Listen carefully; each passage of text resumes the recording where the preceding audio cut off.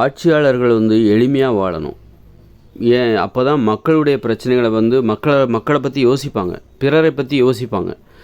ஆட்சியாளர் மட்டும் கிடையாது, எல்லாருமே பிறரை எளிமையாக வாழ்ந்தால் தான் பிறரை பற்றி யோசிப்பாங்க. நீ ஆடம்பரமாக வாழ்கிறன்னு ஏன் ஆடம்பரமான வாழ்க்கையில் ஏகப்பட்ட பிரச்சனைகள் வந்துடும். அப்போ நீ உன்னை பற்றி தான் யோசிப்ப, மற்றவங்கள பற்றி உன்னால் யோசிக்கவே முடியாது.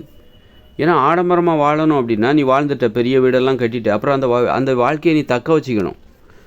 தக்க வச்சுக்கிறதுக்காகவே நீ நிறைய பணம் உனக்கு தேவைப்படும். பெரிய பங்களாலாம் கட்டிட்டேன்னா அந்த வீட்டில் வாழ்வதற்கே உனக்கு நிறைய பணம் தேவை. 4-5 வேலைக்காரங்களை வச்சுப்ப, அப்போ அவங்களுக்கு சம்பளம் கொடுக்கணும். அப்புறம் கரண்ட் பில்லு, அந்த ஏசி, ஃப்ரிட்ஜு, அது இதுன்னு ஏகப்பட்ட செலவு. அதை மெயின்டைன் பண்ணுறதே உனக்கு பயமாக இருக்கும். ஏன்னா நீ பெரிய வீடு கட்டும்போது 4 பேர் பொறாமப்படுவாங்க சொகுசாக வாழும்போது. அப்போ நீ டக்குன்னு அந்த நிலையை பாதுகாக்கலை, திரும்பவும் ஏழ்மை நிலைக்கு வந்துட்ட, நடுத்தருக்கு வந்துட்டால் 4 பேர் சிரிப்பாங்க. அப்படிங்கிற அந்த பயம் என்ன ஆகும் அப்படின்னா, எப்போவும் நீ உன்னை பற்றி தான் யோசிப்பே தவிர மற்றவங்களை பற்றி யோசிக்கவே மாட்டேன். உன் பிரச்சனை எளிமையாக இருந்தால் தான் நீ எப்போவும் மக்களை பற்றி யோசிப்ப, மற்றவங்கள பற்றி யோசிப்ப. ஆடம்பரமாக வாழ்கிறவர்களுடைய வாழ்க்கை பார்த்தா அவங்களுக்கு நிறைய பிரச்சனை. ஆடம்பரமாக வாழ்கிற வாழ்க்கையில் நிறைய தேவைகள் தேவைப்படும். வீட்டில் வேலைக்காரங்களுக்கு சம்பளம் கொடுக்கணும். அப்போ நிறைய பிரச்சனைகள் அதிகமாகிடும் அவங்களுக்கு. அப்போ என்ன ஆகுன்னா, மற்றவங்கள பற்றி அவங்களால யோசிக்கவே முடியாது. அவங்கள பற்றி தான், அவங்க வாழ்க்கையில் அவங்க பிரச்சனைகள் அவங்களுக்கு பெருசாக போயிடும். அவங்க வாழ்க்கையில் உள்ள பிரச்சனை தான் அவங்களுக்கு பெருசாகவே தெரியும்.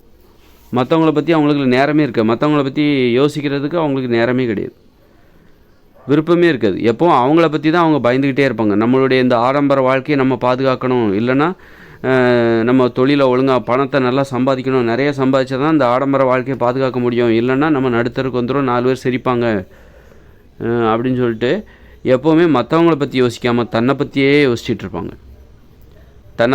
யோசிச்சுட்டு இருப்பாங்க ஆடம்பரமாக வாழ்கிறவங்க. அதனால் நீ மற்றவங்கள பற்றி யோசிக்கணும் அப்படின்னா அப்போ நீ எளிமையாக வாழணும். எளிமையாக வாழ்ந்தால் உன்னுடைய ஒரு வீடுங்கிறது 10 அடி அகலம், 10 அடி நீட்டம். இதுதான் ஒரு படுக்கை அறை, ஒரு குளியலறை, ஒரு சமையலறை, ஒரு கழிவறை.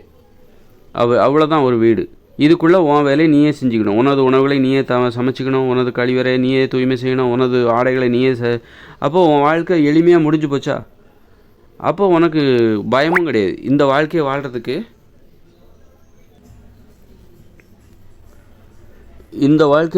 உனக்கு அதிக பொருளாதாரமே தேவையில்லை. எளிமையாக வாழ்ந்தால் உனக்கு அதிக பொருளாதாரம் தேவையில்லை. அதனால் பணத்தையும் நீ எப்போ நிறைய சம்பாதிக்கணுங்கிற அவசியம் இல்லை. நிறைய நேரம் ஓய்வாக கூட இருப்ப. அப்போ மற்றவங்கள பற்றி யோசிப்பேன். ஓய்வாக இருக்கணும், சும்மா இருக்கணும். அப்போ தான் நீ மற்றவங்கள பற்றி யோசிப்பேன். எப்போ பார்த்தாலும் உனக்கு நிறைய பணம் தேவைன்னா அப்போ நிறைய பணத்தை சம்பாதிக்கிறக்காக எப்போ பார்த்தாலும் ஓய்வு இல்லாமல் உழைச்சிக்கிட்டே இருக்கும்போது மற்றவங்கள பற்றி என்றைக்குமே யோசிக்க மாட்டேன். உன்னை பற்றி தான் நீ யோசிப்பேன். அப்போது உனக்கு சுயநலன் வந்துடும். ஒரு பொதுநலனே இருக்காது. மனுஷனுக்கு சுயநலனும் வேணும், பொதுநலனும் வேணும் மனுஷங்களுக்கு. அப்போது ஆடம்பரமாக வாழ்கிறவங்களுக்கு வெறும் சுயநலம் மட்டும்தான் இருக்கும், பொதுநலன்கிறதே இருக்காது. அதனால் அப்போது யாராக இருந்தாலும் எளிமையாக வாழ்ந்தால் தான் மற்றவங்கள பற்றி யோசிப்பாங்க. மற்றவங்கள பற்றி யோசிக்கிறது தான் பொதுநலன். எளிமையாக வாழ்கிறவங்களால மட்டும்தான் மற்றவங்கள பற்றி யோசிக்க முடியும்.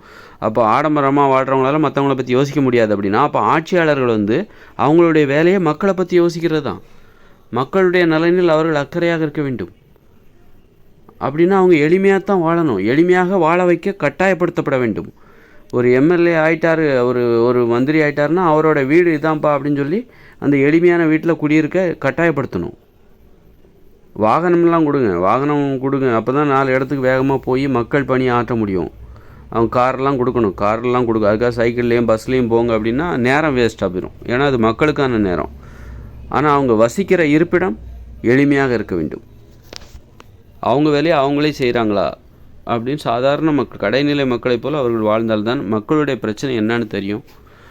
இப்போ ஆடம்பரமாக வாழ்ந்தால் ஆடம்பரமாக வாழ்கிறவருடைய பிரச்சனை என்னன்னு தெரியும், என்னவாக இருக்கும் என்று தான் யோசித்து கொண்டிருப்பார்கள். ஆடம்பரமாக வாழ்கிறவர்களின் பிரச்சனை எப்படிப்பட்டது, அவருடைய நலனை எப்படி பாதுகாப்பது அப்படின்னு தான் அவங்க யோசிப்பாங்க. அதனால் எளிமையாக வாழும்பொழுது தான் எளிமையான மக்களுடைய பிரச்சனை, பிறரை பற்றி யோசிப்பாங்க. இல்லைன்னா தன்னை பற்றி ஆடம்பரமாக வாழ்ந்தால் எப்பவும் தன்னை பற்றி மட்டும்தான் யோசிச்சுட்ருப்பாங்க.